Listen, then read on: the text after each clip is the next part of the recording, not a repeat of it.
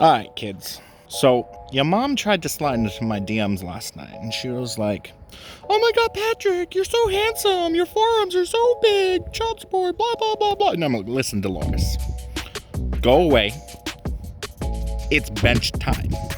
I mean, I guess pooping's important for bench too. All right, now that we're all activated, it's time for bench. And if you want to know my activation protocol, blah, blah, blah, blah, that sounds really fancy, but you can either watch my last video to get part of the plan, or you could DM my physical therapist, Dwayne Kyoto, because he has an activation series. It's only $20 for permanent access. It's got videos and whatnot, so DM him, slide in his DMs.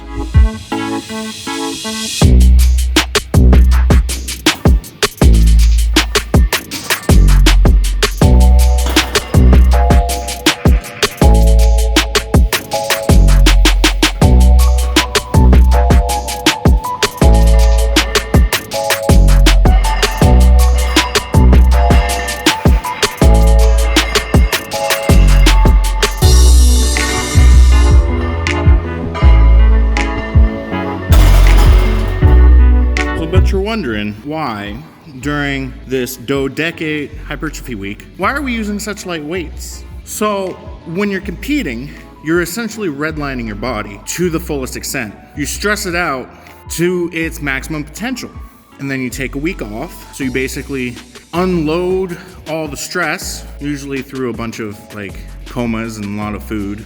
But when you come back into the gym, you're essentially starting over. But when you're competing at a high level, when you're powerlifting, you don't want to just jump right in. You can probably hold 100 pounds, but if someone tosses an 100-pound ball at you, you're probably not gonna catch it. It's the same reason that when a NASCAR race starts, the drivers have to warm up their cars in a couple laps with a pacer car before the green flag is waved. So we're essentially doing our warm-up laps with light weights. We're basically reloading our bodies, but through an applicative hypertrophic scheme.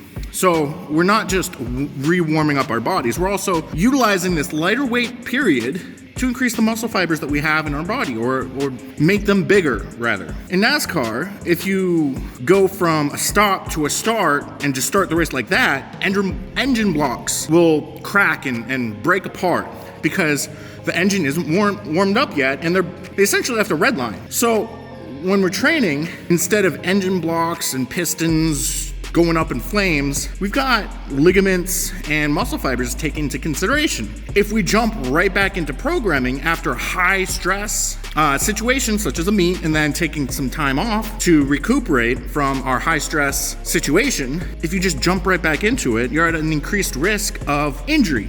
And the name of the game is longevity. So we want to increase our longevity, increase our muscle fibers, and also get back into the swing of it. We don't want to just sprint right off the gate and go into a full-on training block because, first of all, your CNS isn't necessarily ready for that. You're not warmed up, and your body is not completely recovered from your meet.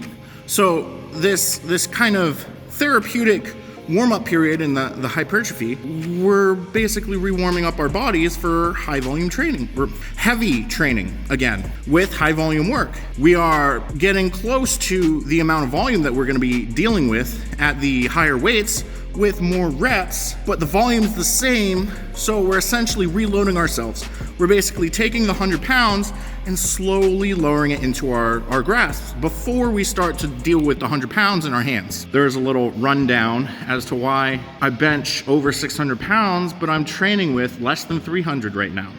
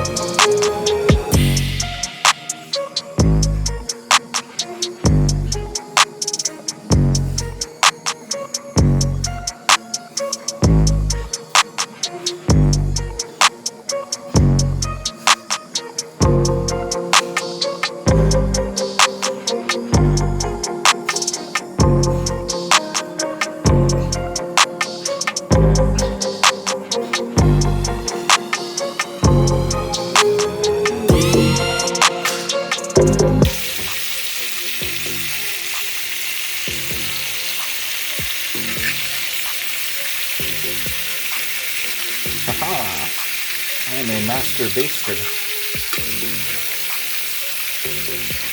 I know this sucks, but I got one hand in the camera, so I can't tilt the pan. You know what I mean. Thanks for watching. Comment, like, subscribe. Tell your mom I posted. She's my #1 fan. Ask her about me sometime.